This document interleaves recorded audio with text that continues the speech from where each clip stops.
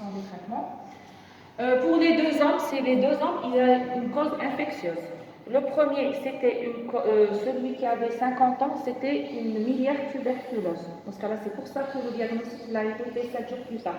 Parce que le tableau clinique était dominé par le syndrome infectieux. Après, quand il commençait à faire des troubles neurologiques, on a trouvé la thrombose veineuse. On a commencé le traitement de la thrombose veineuse, il a réussi, mais malheureusement, le patient est décédé de sa miliaire tuberculose parce qu'il avait des complications pulmonaires. Pour le deuxième, c'était un homme de 79 ans. Alors, quand j'ai vu un homme de 79 ans faire une thrombose veineuse, c'était dû à une sinusite et il a eu précédemment le Covid.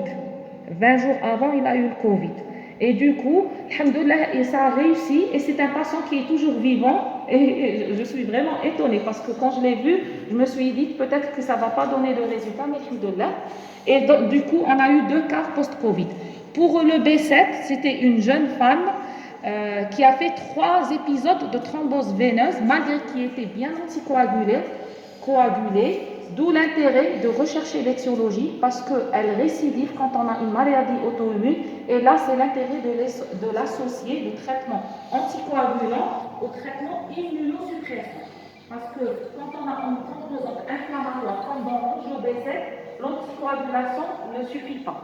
Il faut associer un immunosuppressant. D'accord, c'est la prise en charge thérapeutique.